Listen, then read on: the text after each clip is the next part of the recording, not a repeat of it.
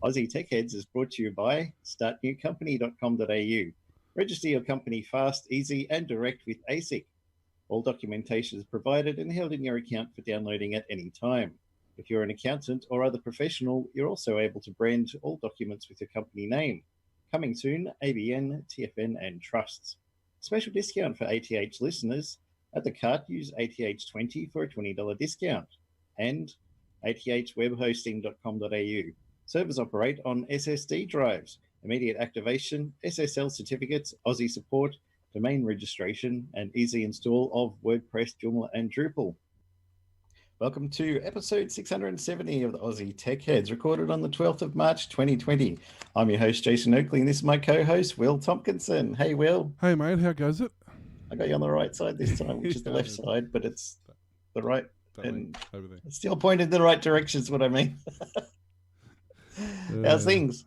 Not too bad, not too bad. It's actually like less than 30 degrees here for the first time in like 8 months. So there's that. I mean, that's pretty good. Yeah, I'm a little bit sweaty here, but not too bad. It's bearable, you know. I don't have to have every fan I own turned on. Any luck with getting your air conditioners fixed? Nah, it's a next year Will thing. Yeah, that's a thing. I got to. Good on you, future Will. You can handle that. I got to get the lawn mowed first. I'll have to do mine this weekend. That's a challenge in and of itself. It grows bloody a foot a week at the moment. Are you setting up a remote controlled one or something at one stage? Yeah, I started that. It's still a work in progress. He's called Cam. Yeah, well, he can mow like he mows about 2 strips and then he's exhausted. Yeah, you'll go, Dad. Not much further. He'll be able to do it. You got quite a lot of grass, haven't you, at your place? Yeah, we've got a fairly big block, and the problem is it's only really the front yard and the backyard that's actually lawn. The rest is just that bloody bladey grass and stuff that just pops up everywhere. So It's all brush cutter work. So it's just a lot of effort. How's he go with the brush cutter? Yeah. I don't let him use that yet. Not quite. Not yet. Well, no, that's not true. I let him use it, but he hasn't figured out how to use it yet. Like, he doesn't actually cut the grass with it. He just sort of waves it around in the air like a wand. Yeah. So that's prone to failure. Everything else doing all right then? Oh, we're plodding along, you know. Keeping busy and all that. It's things are obviously being quiet with the coronavirus affecting imports and affecting everything and chain of command. Toilet paper, pasta. Yeah. You see the funny announcement from Woolies? No, you'll not get a refund on your 20 packets of toilet paper and 50 packets of pasta. You have to keep them now. Lol. Yep, they've all said that basically. Which under the consumer law is perfectly fine. You're not on food items and consumables for hygiene reasons. They're not required to accept a refund. So sell them for 50 cents on eBay, people. It's your only chance left now. Yeah, well, I don't know. I mean, there's still shortages. Yep. So people are still crying out for them, apparently. It's ridiculous. No, it's absolutely stupid. You know, it's not like you need to have 4 weeks worth of food sitting around in case you do get put into, quarantine. Like the guys in Italy, I've got some friends over there at the moment, and they're saying that Italy's progressively getting quarantined. And they're basically only supermarkets and hospitals open now. Pretty much. Everything else is going to be shut down, every other shop and business. And they basically said, make sure you've got yourself, 4 weeks worth of food, because there's no guarantee that, even in a week's time, the supermarkets are going to be open. So, yep. It's not that... Buy all that olive oil and pizza dough and pasta. Well, I mean, we've got a chest freezer, so we've probably got, honestly, at least 2 or 3 weeks worth of food in the chest freezer, but... if they have a quarantine Ipswich, you'll be fine. Yeah, pretty much.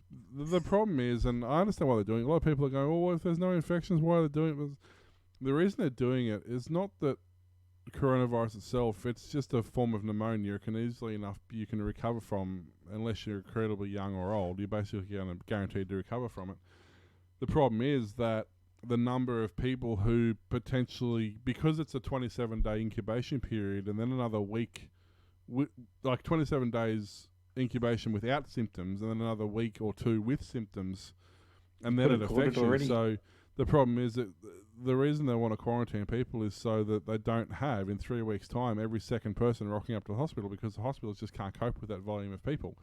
So if they can contain it and let people trickle through, the virus itself isn't the issue. It's the treatment is quite demanding, and having everybody at the same time, there's simply not enough resources Not enough to maintain tests it. either. You know?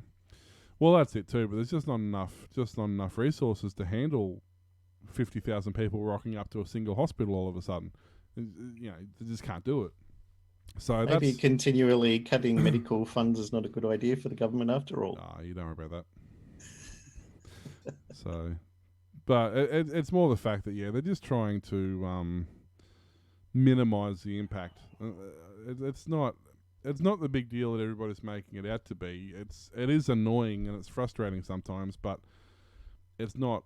There's far worse. You know, there's far worse things happening in the world every day than that. You know, there's more people die of suicide every day than die of that. You know, so it's on the scale of things. It's something like 0.0002% of the population or something is affected by it, but it's the mass hit that could come at the end of it. That's what they're trying to prevent. So, but you know, that's hurting us, but that's hurting everybody. We're not alone in that boat. Lots and lots of business. Every business I'm about to speak to, every business owner, or you know, anybody who's involved in the community, they're all saying exactly the same thing. You know, that it's just hurting them in unexpected ways. Like, there's one person I was speaking to. They manufacture all their stuff that they send out. They manufacture from end to end.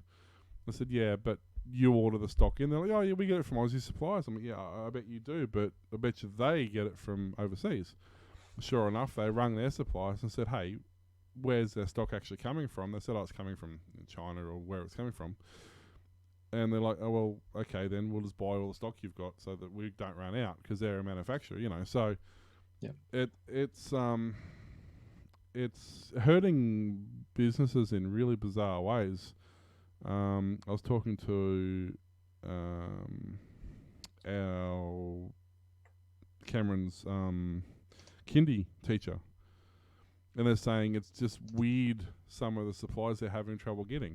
And it's not things you'd think, like cleaners or sanitizers or alcohol wipe, that sort of stuff. You think that'd be hard to get. No, they're not having problems getting that. They're having problems getting things like rubber gloves and even things like the booties you put on your shoes to keep your shoes clean when you mop the floor and that sort of stuff. Weird stuff that you wouldn't think you would have a problem with, you know. Can't get it. Depends where it comes from. Yeah, exactly. So if this keeps up, I'm going to have to start working from home. oh wait.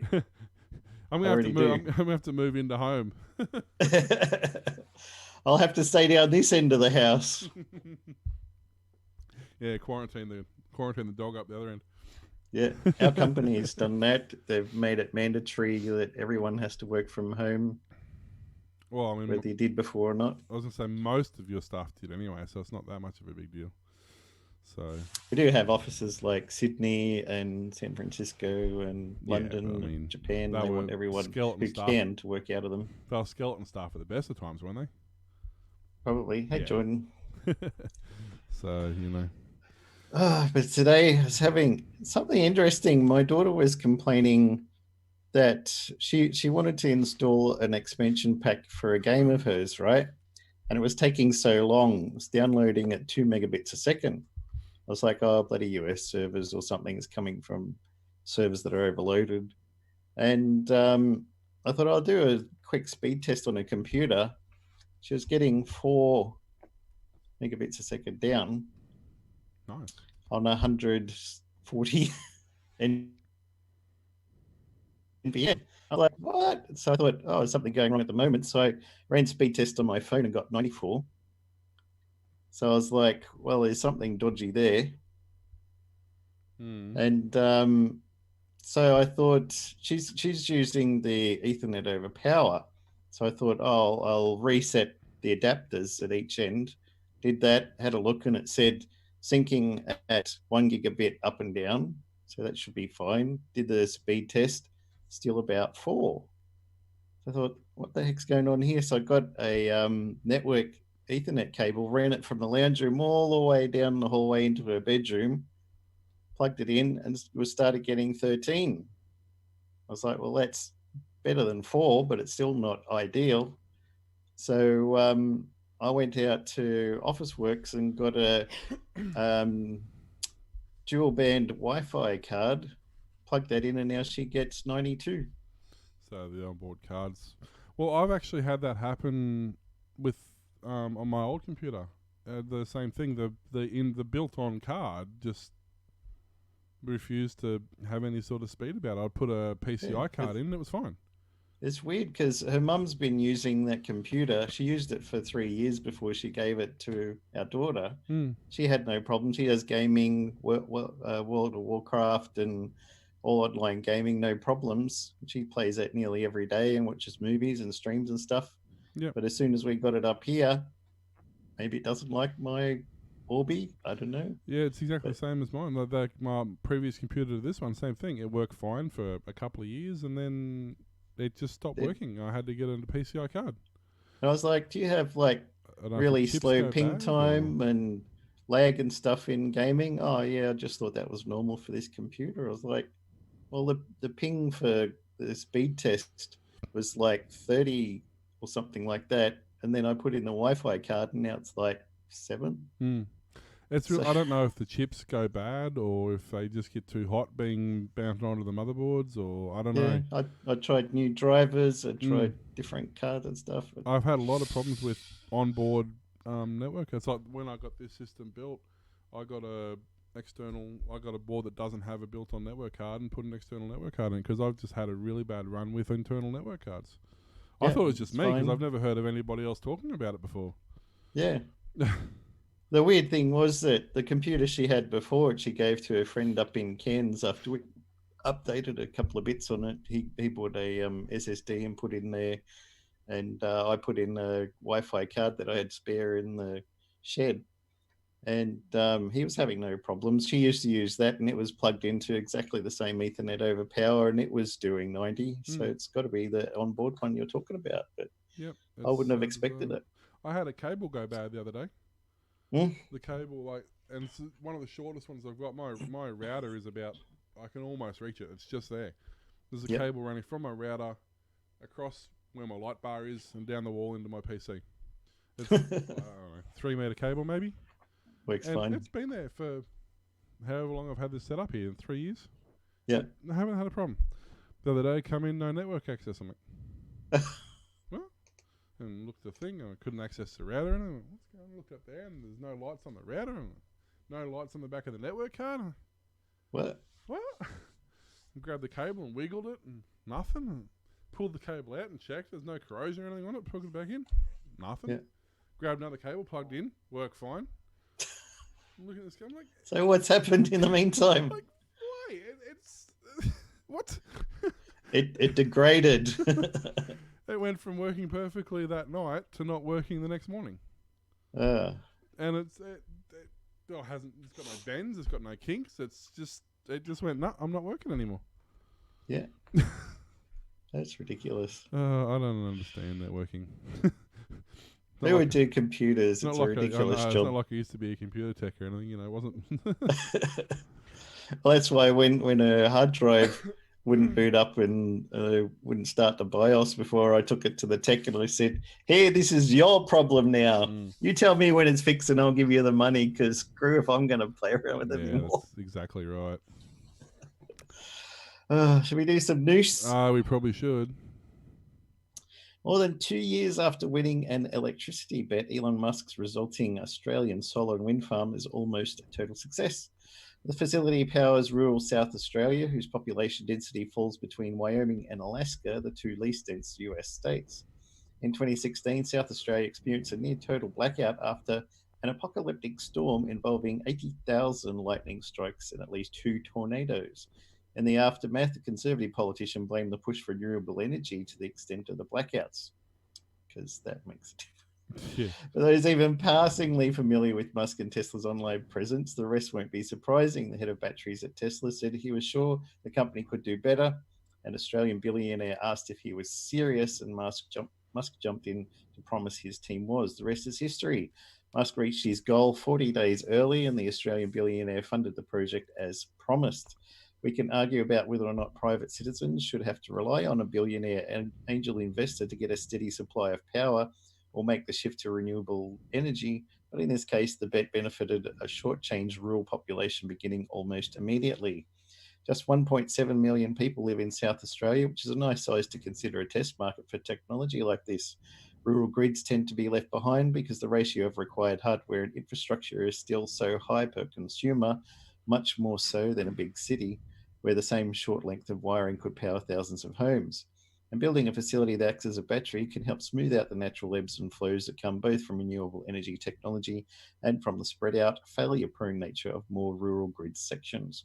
This smoothing has saved South Australians a ton of money, already much more than the $50 million cost that Tesla passed on to its Australian investor. The battery facility reduced network costs by about $76 million in 2019. And Bloomberg explained savings. Heron Neon's head development in Australia said would be passed on to businesses and households in the state. Yeah, right. Battery's introduction also slashed the cost to regulate South Australia's grid by 91%, bringing it in line with other regions in the nation. Yep, it's it was such a pathetic fight over nothing. The stupid part was 2 years before it happened, Elon Musk, because a couple of years prior they were having issues in summer and whatever. They were getting power surges and stuff, and Elon Musk said, "Look, I can sort it out for you. Just let us know, and I'll give you a whole heap of, power packs." Yep, I'll do it for free if it takes longer than however many days. That's it. And they're like, "Oh no, it's fine. We've got it sorted." 2 years later, the entire grid goes down, and then again, Musk says, "Well, look, I can help you out." No, we've got it. So, and then like a week later, they finally gave in, and by that time he had the shits, and he put his price up. Yeah. It's like... Well, the government was like, oh, the electricity stopped because it's coming from solar and wind. No, it stopped because the towers with the wires on it fell down and the wires snapped in half. You can't, even if you had it coming from coal, it wouldn't make a lick of difference. No, that was the funniest part about it. There's blowing a gale and the wind turbines are working at 100% efficiency, and they're saying that there's no power because of the wind turbines. Yeah. They're just idiots. People don't understand how things work, and then sounds like BS to me, Mr. T. Yeah, there's so much. Energy distribution is a very complicated thing, unless you understand all aspects of it, from production, distribution, efficiencies, inefficiencies, what causes power losses, what sort of transmission and percentage losses. How power surges and power fluctuations occur, peak demand, all that sort of stuff. It's quite complicated. It's very simple, but it's a very detailed process. It's all math, and once you do the math on it, it always works. The problem is everybody's too busy arguing whether solar's better or wind's better or nuclear's better or coal's better. No one cares. Do the math on the system. Make the math work, and then figure out which way you want to go. Yeah. So make the grid reliable, make it bulletproof, make it do its job, and then once it's doing that, you can figure out how you're going to adapt it once it's up and running. But that might cut into my mega profits, and I won't be able to buy my fourth yacht. That's exactly the problem. That they're so busy penny pinching and charging us like. Did a quick calculation with some figures that were released for shareholders and stuff like that on some of the power companies, and basically the average production cost is about 1 cent per kilowatt hour. Yep. Depending on what your plan you're on, you're being charged anywhere from 5.5, 6 cents up to as high as 12 cents, depending on which variety with and benefits and perks and stuff. So at the absolute minimum, which is about 5.5 cents, I think, per kilowatt hour, they're making 550% profit on the lowest. That's the lowest amount they're making. Yeah. And that was a very, very overestimated amount at 1 cent per kilowatt hour. So it's potentially far less than that. Yep. And what people don't realise, they think, I get solar, it'll help reduce my power bill. Well, it does, but you get shafted in the process because you get paid nothing like what it produces. But the thing is, you're not only doing that, you're taking the load off the grid, which means they can spend even less money. So they'll, they turn off substations or they shut down power stations or reduce the load on power stations so that they cost less to run.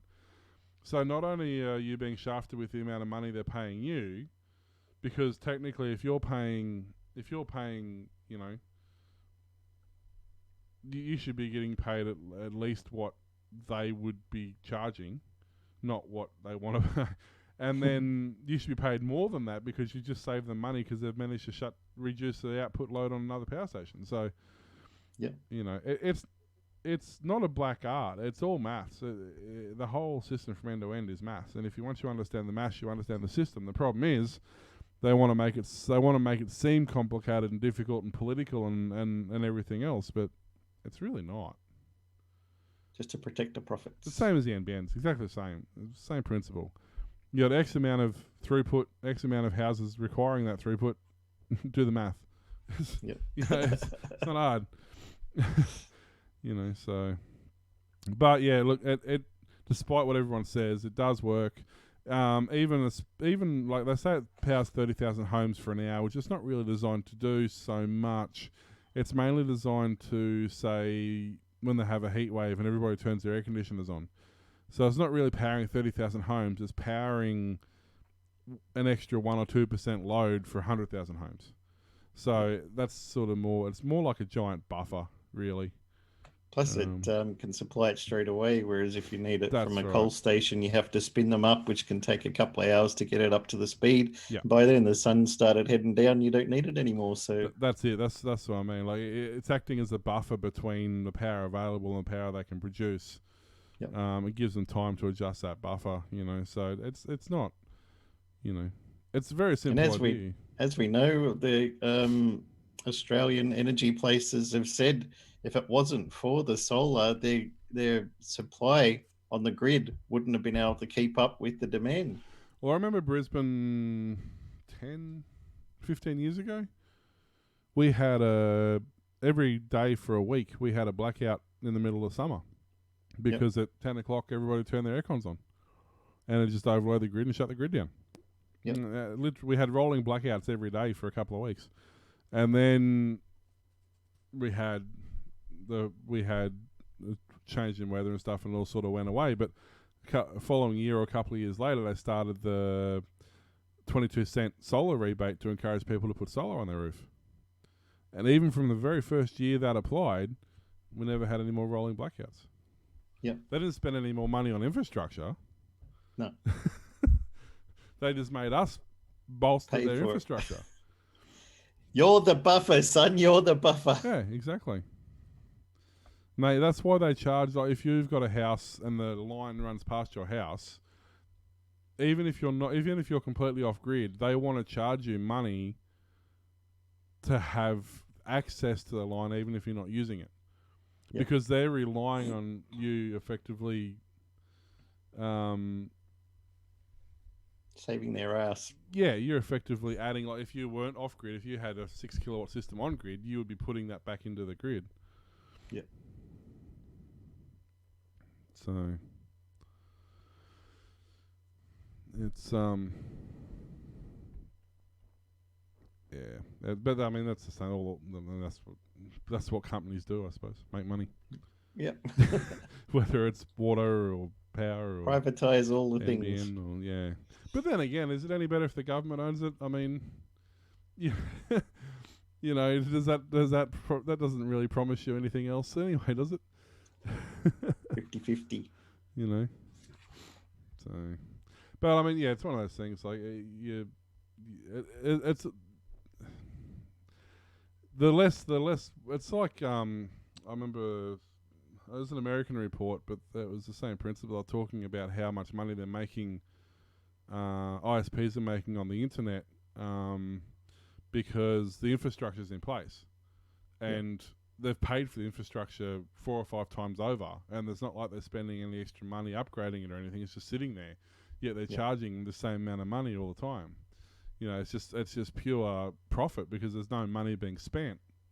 It's like when you put in the toll on the road so you can build a new road, and then once it's paid off, you're just like, oh, I just leave the toll there. It seems to be fine.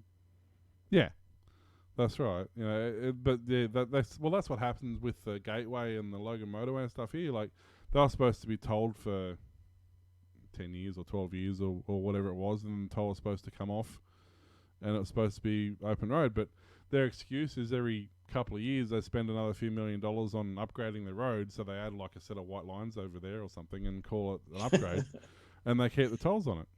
Paint's expensive.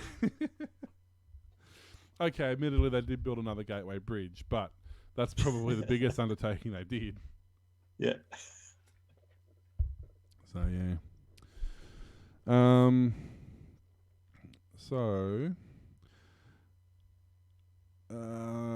Well, what have I done? Oh, that's your story. I'm reading a story and going, why doesn't that story make any sense? It's the one that you just read.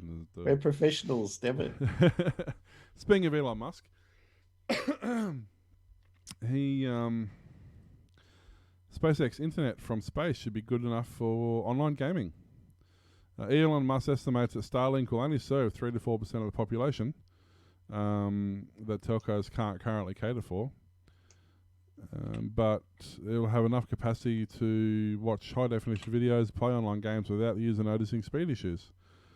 Nice. The entrepreneurs told a conference the Starlink space network will have a latency of about 20 milliseconds, which is up there, but it's still perfectly fine. I mean, if you play a game from Australia, you play on an American server, you're getting that or more anyway. So, yeah. But he said due to the size of the cells of the satellites, it'll only be good for low-density environments rather than high-density urban areas, which are already well serviced by broadband and cellular networks.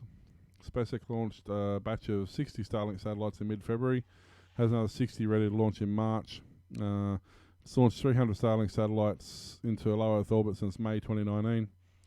Musk estimates that 800 satellites will provide moderate coverage in North America and expects a global coverage by 2021. That's pretty quick. Yeah, it's not a bad rollout. Starlink isn't intended for blanket coverage of North America and the rest of the world. He thinks space-delivered broadband has potential value of about $30 billion. I want to be clear, it's not like Starlink is some huge threat to telcos, he said. In fact, it will be helpful to telcos because Starlink will serve the hardest to service customers that telcos otherwise have trouble dealing with, landlines or even cell radio stations. He said it would be suitable for the 3 to 4% of the population who are hardest to reach through through terrestrial networks for customers with no or very bad connectivity. So, yeah, I mean, that's the thing even we have at the moment. We've got like the Sky Muster satellite and a couple of the older ones. They're at max capacity now, but it seems that a lot of people, like, they've got really bad latency. Like my sister's on, she's not on the Sky Muster, they're on the older one, and they've got, you know, sometimes upwards of 100 milliseconds up to, I've seen 300 millisecond, you know, return pings. Yep. So it's impossible for gameplay. If he can get that sort of low latency, which would be, I don't know quite how he's going to have such low latency on that, but if they can do that, that'll be great for satellite, because that's always been the downfall of satellite. The speed's not generally an issue because it, you know, it's you can use a relatively low speed as long as you're not watching HD video or something. You can generally get away with a relatively low speed. Yep. But ping for gameplay and even VoIP, like to talk to my sister on the phone, Dad said it's like a walkie-talkie. You've almost got to say over after every sentence so you know where one started and the next one finished. Yeah. You know, it's horrible. So I think that's, you know, and knowing him, it'll be the cheapest possible price that'll make it function. You know, he seems to do that with a lot of his stuff. Like people say, oh, Tesla's expensive, but it's not really. they don't make much on them. You look at their statistics released to their investors stuff. I can't remember what the percentage is, but it's way lower than just about everybody else. You know, it's only 5 to 10% or something, which is nothing realistically. Yep. But it'll be the same on this. You know, they'll probably offer unlimited data at whatever. So, but it'll be good. They can put them in the hard to reach areas, and people can have internet that they don't have to pay a fortune for. Hopefully, I don't know whether or not. The only thing that I don't know that doesn't say in here, and I haven't found all the ones that they're currently talking about was America and American sort of owned land masses. So I don't know whether it will be a worldwide thing. I'm assuming it would be. Oh, okay. Eventually, as soon as they're releasing whatever it was, how many it was, 200 or no 800. You'd have to imagine 800 to be a worldwide thing. I can't imagine 800 just being a US thing. So I don't know. Should have some good world coverage. It's very important that you don't need a specialist yourself to install. The goal is that the instructions in the box, there's just 2 instructions and they can be done in either order. At a point in the sky and plug it in. So that'll be good, because that's the other problem with satellites at the moment. You need tuning equipment to pinpoint it and line up where it's got to go. You need an installer to do it or run the cables. But this one they're using actuators, so literally once you plug it in, it'll actually actuate to where it needs to go and do everything it needs to do, which is pretty cool. Didn't you do that with your solar panels? Same principle.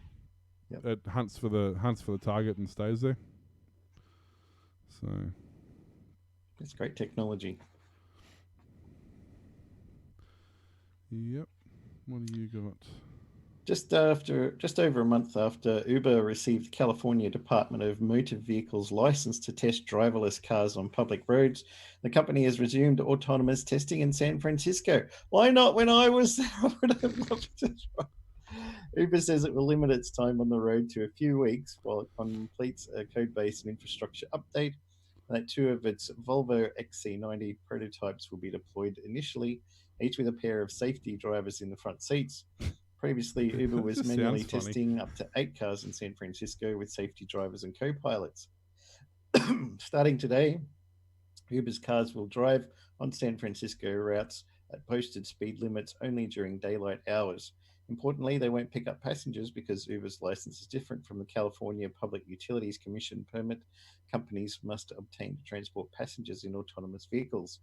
Only 6 companies, GM's Cruise Aurora, AutoX, Pony AI, Waymo, and Zoox, have permits under CPUC's pilot program, with Zoox the first to receive one in December 2018. We're excited to resume autonomous testing in Uber's home city this week, said an Uber spokesperson. Our testing area will be limited in scope to start, but we look forward to scaling up our efforts in the months ahead and learning from the difficult but informative road conditions that the Bay Area has to offer. San Francisco joins Pittsburgh on the small list of places where Uber is autonomously testing its cars. Safety drivers and co-pilots operate the company's fleets manually in Dallas and Toronto and in Washington, D.C. In Dallas and Toronto, Uber says no more than 2 of its cars are out on the road during daylight hours. In Washington, D.C., Uber says up to 4 vehicles are being tested during the day. That's pretty cool. Would you like to try one? I'm not sure. They got safety drivers there. Yeah, but are they like the same as a normal Uber driver? Probably. But they're safer. Yeah. Well, I mean, I wouldn't mind trying one. Like having a taxi or whatever as autonomous is fine. Or a bus driver or whatever. I don't have an issue with that. But I enjoy driving myself. Like I like the act of actually driving a vehicle. So I couldn't imagine actually having an autonomous vehicle. Maybe unless it's 2:00 in the morning and I'm that tired I can't keep my eyes open. Then okay, yeah, I can see benefits or having at least some form of automatic takeover if you fall asleep behind the wheel or something like that. I don't have a problem with. But I love the idea of just jumping into a vehicle and being able to drive and just go wherever you want and do, You're the kind of crazy know, person who drove from Brisbane to Melbourne and back twice. twice. Yeah, in yeah. I mean, it wasn't unheard of. Like, for me to jump in the car 2 o'clock in the morning, get bored, jump in the car, and drive to the beach or something. Like, that's just what I do. And as I said, I enjoy driving. So there's certainly a place for autonomous stuff, and particularly you think, pizza delivery or the Uber food delivery, especially where your passengers aren't human. Australia Post and parcel delivery and UPS and all sorts of stuff. Yeah, look, a lot of that stuff, especially in the middle of the city where it's all 20 or 30 kilometre hour driving anyway, and it's very low risk. Yeah, for sure. I mean, okay, then we fall into the category of, okay, well now suddenly, Uber and whatever is cutting their staff by 20% but still charging the same amount. So does that now mean, okay, we've now got to charge less for the same service because it's not a person doing it, or not paying somebody to do it? Like there's this whole steamroll effect.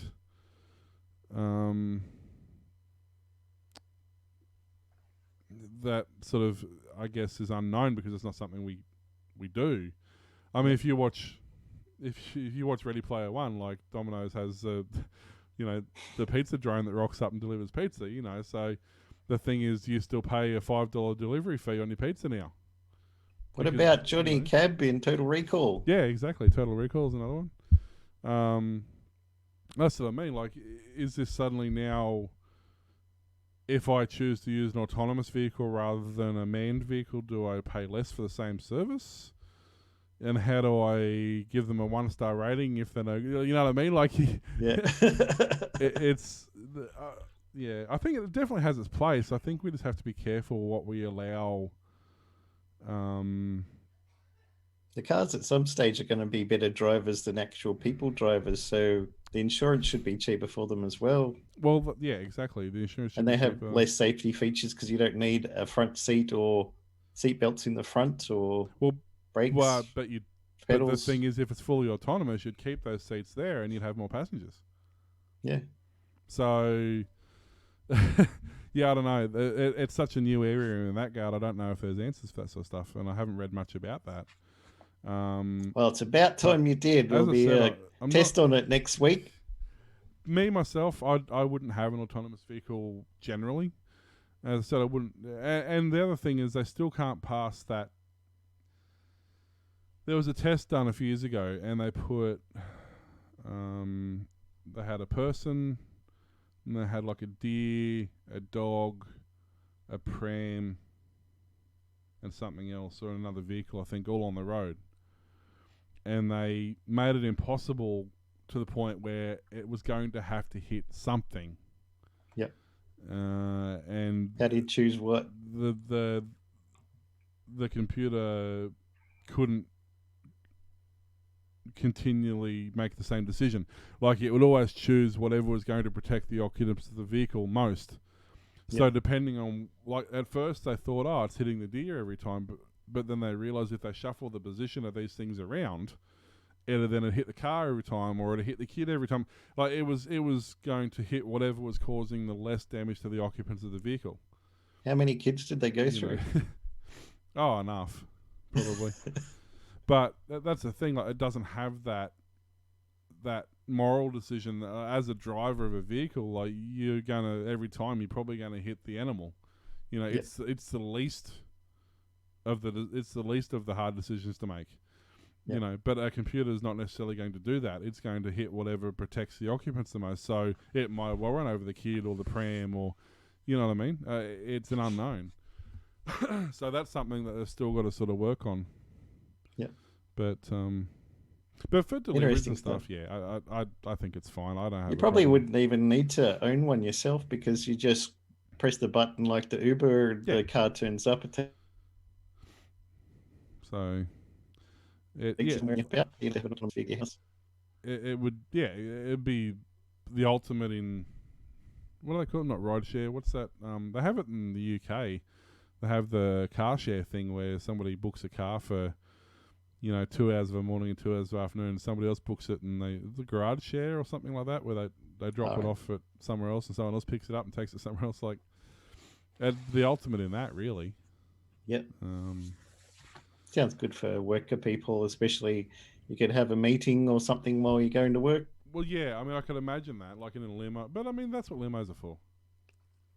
Yeah, depends on what level of you work at in the company. If you're janitor, you might not be able to take the limo this week. But see, then again, it's different to, like, you look at the States, like, you go to New York or something like that, or San Fran, the amount of taxis there, I mean, I haven't been there, but I've read statistics on it, and the number of taxis I think it's in New York, outweighs cars like 40 to 1 or something. Like, it's just, the entire town's full of taxis. So, in that situation, I guess it's not going to make that much of a difference, given that not that many people drive, not that many people have garages or car parks anyway.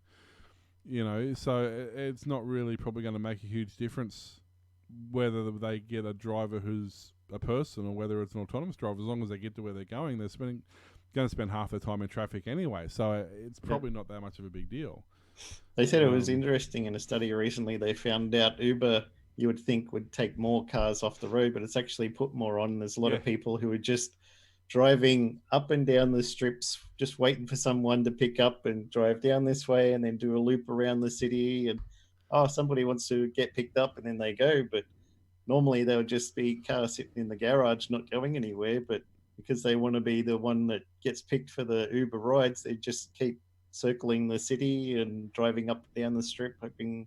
So they end up having more cars on the road doing that every day. Yeah, that's right, exactly. And I mean, but that makes it worse again because you've still got the problem where no one's got a car park. And so now there's actually more traffic being added to the road. And now there's that other one that I can't think what it's called, but there's another Etsy or something. Another one started up. I noticed the other day. So yeah, there's one guy. I changed the battery in his car yesterday, and he had both of them. He had Uber and he had the other one. So he's doing both of them. In the US, they got Uber and Lyft, but now they're advertising Didi. Didi, that's it. That's the one that they got. Yeah, this guy had an Uber sticker and a Didi sticker. So I'm not sure how that works. Well, I was talking to my friends from work, and I was like, let me just check how many Ubers are in my little town here. None. Fancy that. It's surprising. We've actually got a couple here, we've actually got more Ubers here than we've got taxis. Yeah, we got one taxi and about 4 Ubers. It's quite funny. Well, there are a lot of taxi drivers that do the Uber thing as well now because they yeah. can't get enough work through their own taxi companies. Well, it's so a lot they whack cheaper. the Uber sticker A on. lot of people who were running taxis have switched to Uber now because taxis are so expensive. Yeah. Your pain in the licensing arse fee to and get- everything that goes with it, So a lot of them now, and the other thing is too, you can only run a taxi for so long before you've got to retire it. But they can now use those and turn them into Ubers and not have a problem. Yeah, especially if they're gas. Well, the Prius is a classic example, and the Camry Hybrid. Yep. A lot of taxi companies now, what they used to do when they got to their time frame was they'd sell the cars off for cheap. A couple of grand, you could pick up a ex-taxi Prius for $3,000, something like that. But now they're not. They're hanging on to them because they know if they sell them, they're going to be picked up by Uber drivers. Yep. So they're not selling. It's really hard to find an ex-taxi now, unless you know people, because they're worried about, they don't want to sell them to people because Uber drivers are paying them and making a fortune on them. So I thought that was quite funny because one of my clients is a taxi depot, and they had 1 million Priuses out the back the other day. I'm like, haven't you guys sent those to auction yet? Like, no, we're not doing that anymore. We'll sell them. We're just going to let them rust. They'd prefer to do that than to sell them. There you go, capitalism for you. Yeah, I mean, if you know the people, like they'd sell them to people they know who aren't going to run them in Uber. They sell them to staff and stuff like that for a couple of grand.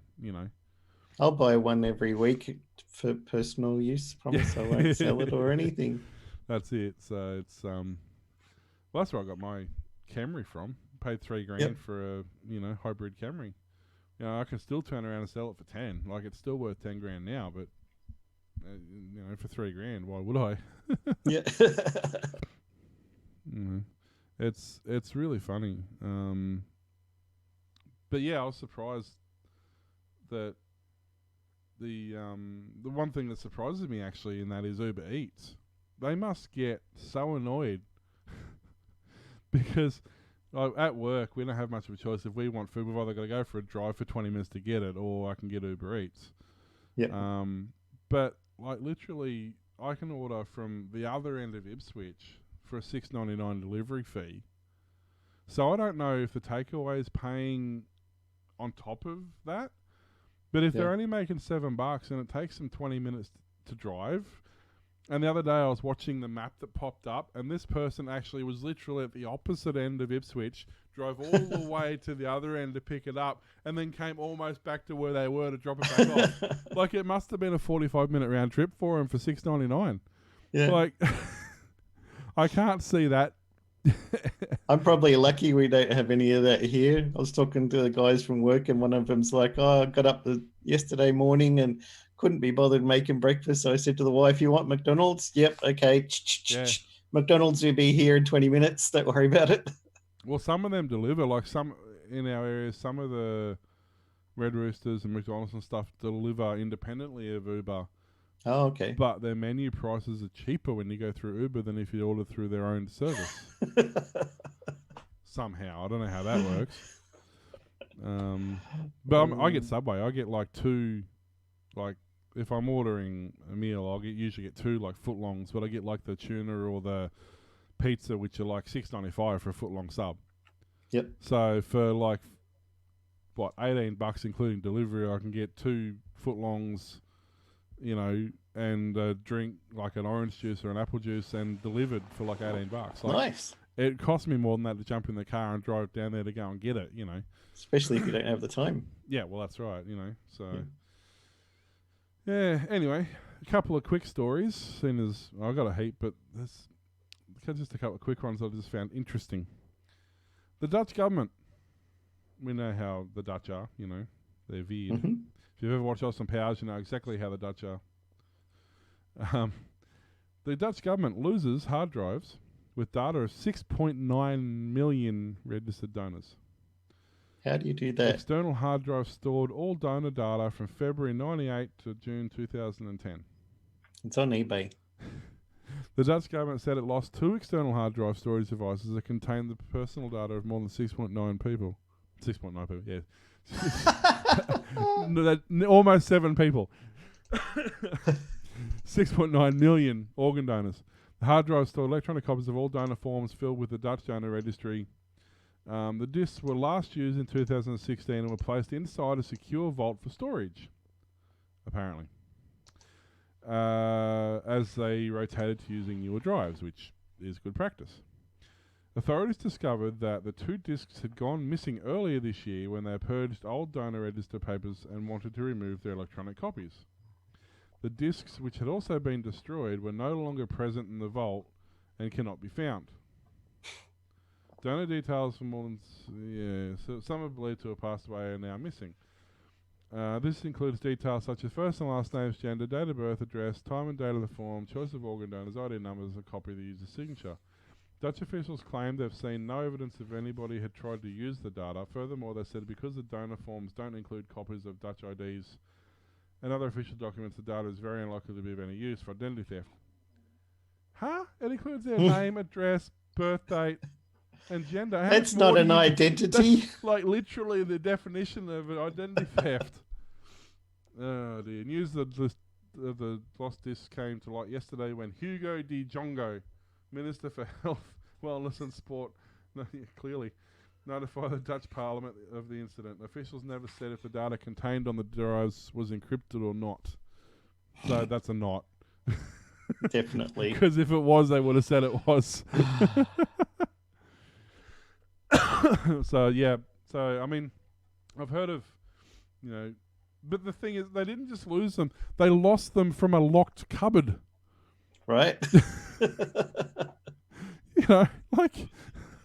it fell out of the safe through the back somehow. Yeah, I don't know. Another quick one. Whisper, that app that you've never heard of or never used. It's popular in certain countries like China and a few other countries like that where you're trying to keep the government from looking at everything. It's a anonymous secret sharing app. It failed to keep messages secret or profiles private. Millions of users' profiles and highly sensitive details were available online. The inadvertent data exposure was caused by an open database with no credentials or password protection in place. Where have we heard that before? It's not like Telstra setting up their database, is it? Like, No. independent researchers came across a data treasure trove which contained approximately 900 million records spanning back from the app's launch in 2012 to present day. While the records did not include usernames, it included nicknames, ages, ethnicities, genders, hometowns, groups, memberships, some of which are sexual in nature, and location data tied to posts. The location information included coordinates from the last post the user has submitted, which pointed back to specific schools, workplaces, residential neighbourhoods. Once alerted to the open database on Monday, Whisper restricted access and plugged the authentication security gap. It only took them 8 years. Yep. Whisper Has anybody heard of security audit? What does that even mean? Whisper came under fire in 2014 after The Guardian revealed how users' locations were being tracked. Even options to disable them didn't work. That sounds like Apple. This wasn't run by Apple, was it? So, I just thought that was funny. It's like, really? Like, you know, they just don't learn. They weren't whispering at all. They were shouting, weren't they? Something like that. Avast, me hearties. Arr! Disables JavaScript engine and its antivirus following major bug. Not really going to bother reading this, but Who's using JavaScript? Panda! Use Panda, you idiots! Yeah, I use Panda pretty much all the time on all my systems now. I've even swapped over the work computers to Panda now.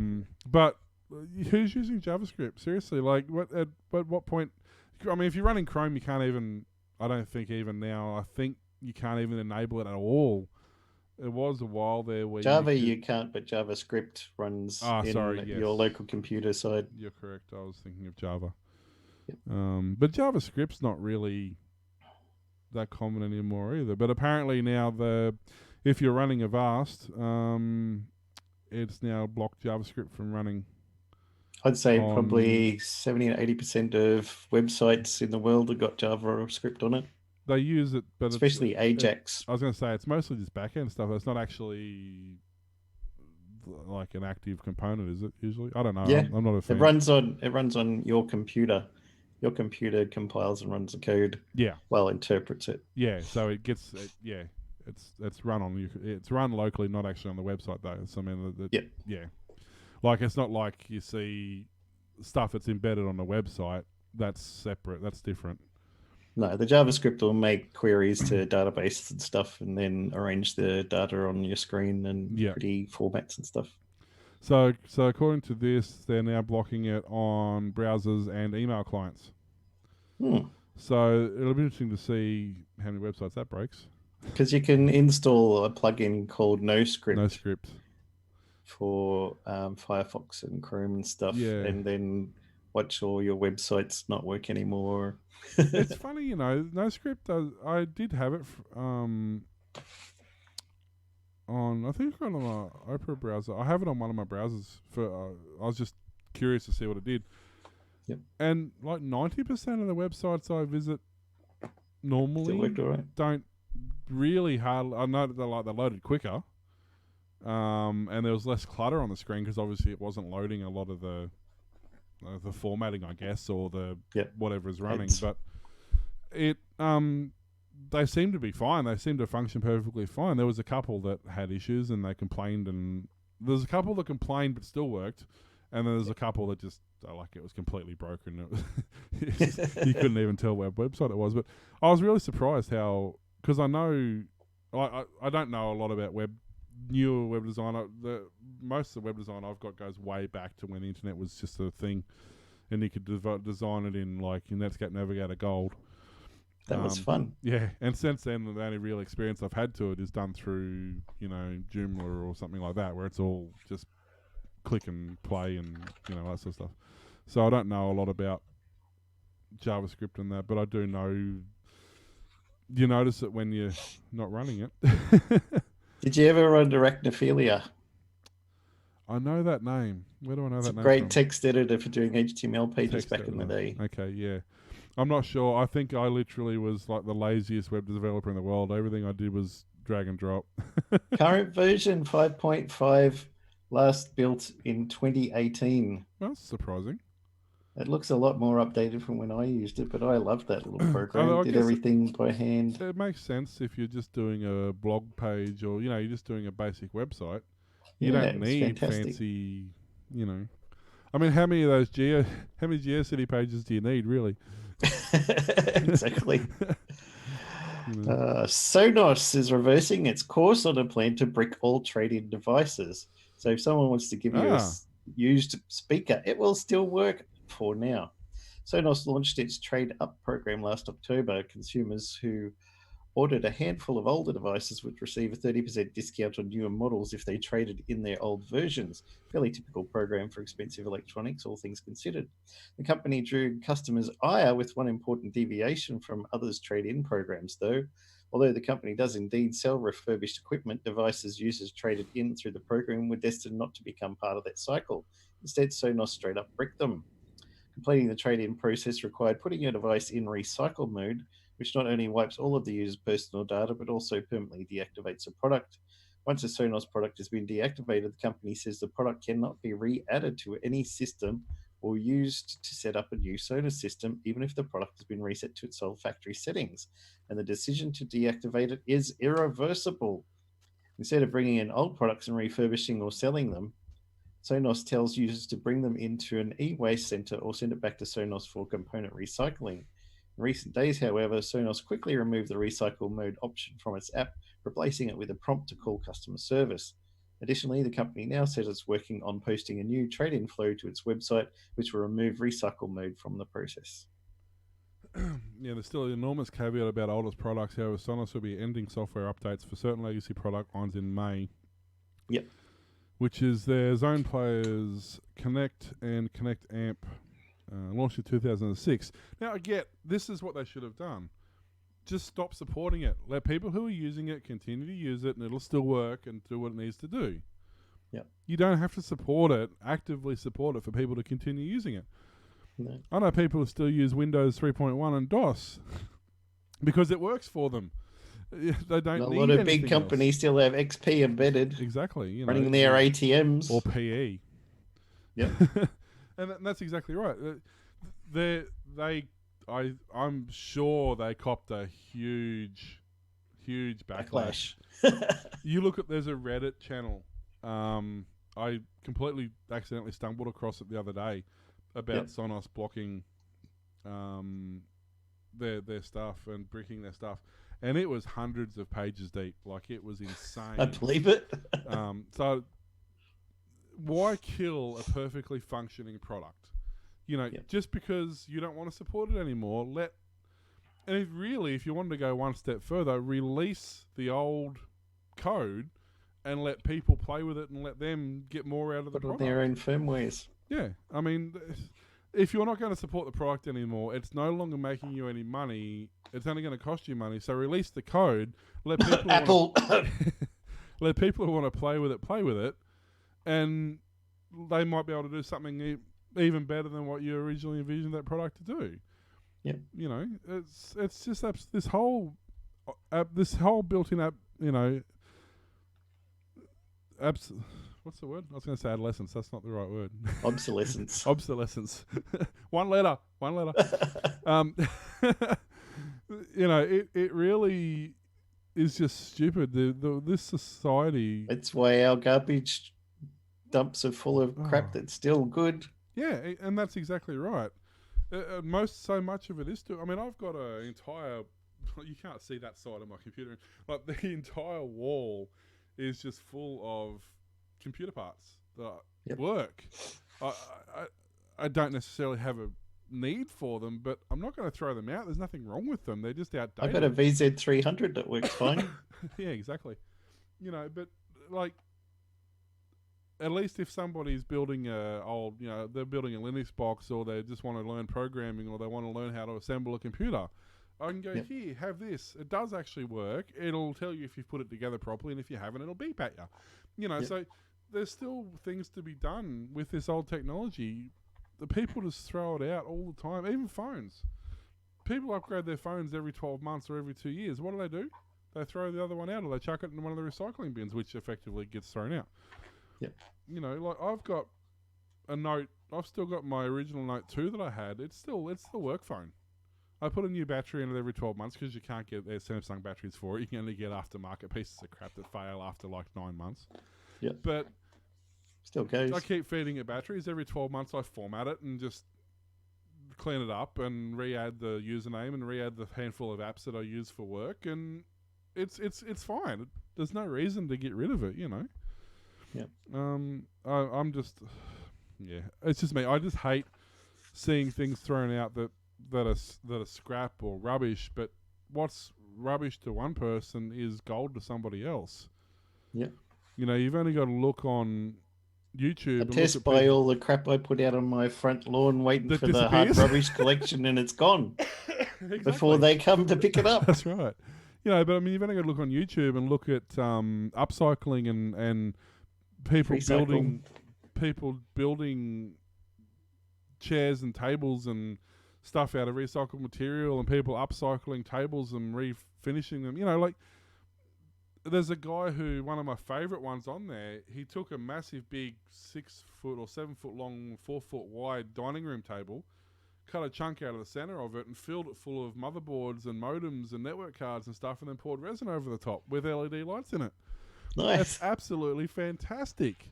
You know, that is what you do with old components. You don't chuck stuff out. It's just, turn your monitor in a fish tank. Yeah, well, the old how many Mac Classics got that treatment? Right. I know, I converted 2 of them. Those. Yeah, it's fun. But yeah, I hate stuff that's still functioning and still perfectly usable, having a forced end of life. Yeah, it's just no need for it. No, it's so wasteful and so, you know, so horrible. But I don't know. There's a lot of people who can't afford the latest shiny thing who would just love to have like an iPhone 3 or 4 or 5 even. Look at, there's a really good documentary on Colombia. Yep. I think it's Colombia. Is it Colombia? Where they've still got vehicles from like the 60s and 70s, because that's when the import stopped and they haven't been able to have anything new since then. And you look at what they're doing with these vehicles. Some of them look pristine. They look absolutely brand new on the outside, but they're running 12 different vehicles internally to yep. You know, components from all these different vehicles that they've mashed together to make this thing still function. That would have ended up at a dump. You know, because they've had to out of necessity. You know, there hasn't been options. They don't have the option to go and buy a new one, apart from the fact that their climate doesn't really support that in terms of their, you know, the population. But just the fact that they're so ingenuitive, they can do that. Yep. It is. They'll probably nearly do us. Yeah, pretty much. I just want to answer Brett in chat. What version of Android's that running? It's actually running a Clockwork Orange mod. So it's a modded phone anyway, which I had to do because of one of the terminal emulation programs I need to run to monitor a Bluetooth thing. So it's not a default one anyway. But it would be perfectly secure anyway, because it's literally just runs. It's a phone. All I use it for is a phone and a couple other apps that I can't use on PC. It wouldn't matter if it wasn't secure. So, so there hasn't been a bad week this week. So I actually had more stories, but I think we should end it because we're running long. But thanks for listening to the Aussie Tech Heads show, broadcast weekly. We can be found at facebook.com/Aussie Tech Heads, twitter.com/Aussie Tech Heads, and youtube.com/Aussie Tech Heads. Email is glenn.warlock@aussietechheads.com.au. You can hear Aussie Tech Heads on aussietechradio.com. 24/7 back-to-back play of some of the best tech-related shows from around Australia and New Zealand. New shows are added each Friday. See you later. Bye.